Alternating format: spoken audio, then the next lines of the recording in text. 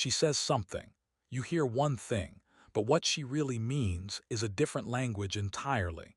Welcome to decoding Bargirl language. If these phrases didn't work, most bargirls simply wouldn't survive. These phrases appear across different cultures, different languages, and even outside of the Thai nightlife scene. That's not a coincidence. It's selection. Think of each phrase as a tool in the toolkit of a bargirl's language system. Introduction. Up to now, we've translated several individual phrases. I love you. I miss you. I usually don't do this. I don't want money from you. There are also other phrases that a Thai bargirl might use that we haven't covered.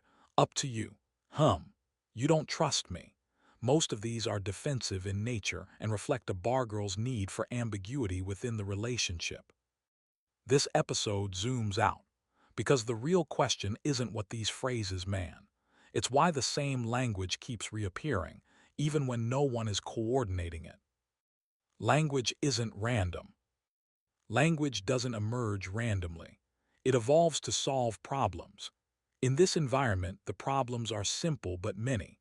High turnover of clients, short time horizons, emotional labor that looks fun on the surface but becomes tedious over many months, and financial instability. So a bargirl's language evolves to do four things. 1. Create attachment quickly.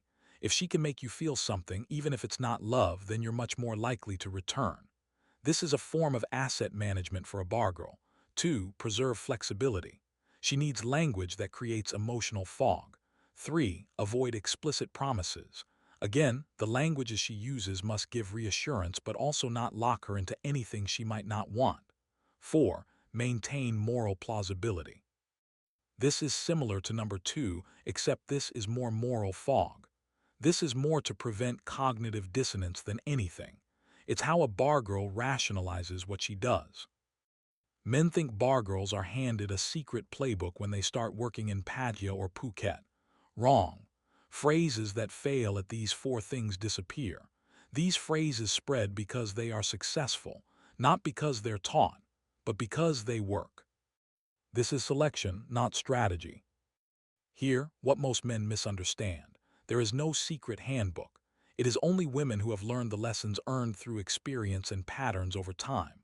That does not mean tips and advice aren't given when a bargirl is young and inexperienced. What is actually happening is much quieter. She has learned that certain words produce better outcomes. They product less conflict, more support, smoother exists emotional continuity, so the words get reused, not consciously, naturally.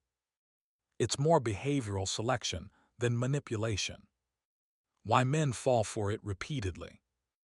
Men don't fall for these phrases because they're naive. They fall for them because the phrases trigger ancient wiring, scarcity, exceptionality, emotional validation, narrative meaning. These words don't say much explicitly, but they imply important connection and potential permanence. The men who fall for this respond to implication faster than logic, and by the time logic arrives, attachment has already formed. Why it feels real in the moment. Here's the uncomfortable part. In the moment it is real, but for a bargirl, emotion is state-dependent. When someone feels relief, safety, warmth, and attention, the affection feels genuine. The I love you feels true right now. The I miss you hits hard in that moment. But the emotion is being generated by conditions, not commitments. When the conditions change, the feeling also changes. That's why you get periods of silence or even periods of friction. The language follows the emotion, not the other way around. The power of ambiguity. Ambiguity is the engine that allows bargirls to thrive. That's because clear language creates obligations. Vague language preserves her options. That's why you hear phrases that sound intimate but avoid timelines, specificity, and avoid accountability. They mean just enough to bond, but not enough to bind. A bargirl creates a system that rewards that balance and punishes its disruption. This is why confrontation always fails. Any recall to her previous language fails to have any effect because the language wasn't contractual. It was signaling her mood in that given moment. Right now, she is signaling a different mood. The current emotion will always supersede any she held before it. When a man tries to argue with words and logic, they miss the function and end up getting pulled in circular arguments based on emotion. Suddenly, you become the bad guy for making her sad or angry. And that is a conversation that goes nowhere. The final word. This is where perspective changes everything. Once you understand the language, you stop taking it personally. You're not dealing with a villain. You're observing a system that is optimized under pressure. Understanding replaces anger with fluency, and fluency restores your own agency. These phrases don't work because women are deceptive. Let's do away with that notion right now. They work because humans respond naturally to emotion, scarcity, and stories.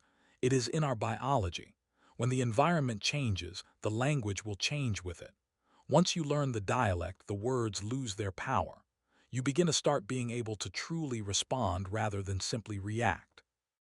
I am very excited about the next episode. We will discuss Can You Save a Bargirl? This will be long, dense video. I hope to see you there.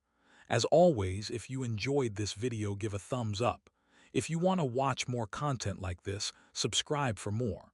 Until next time.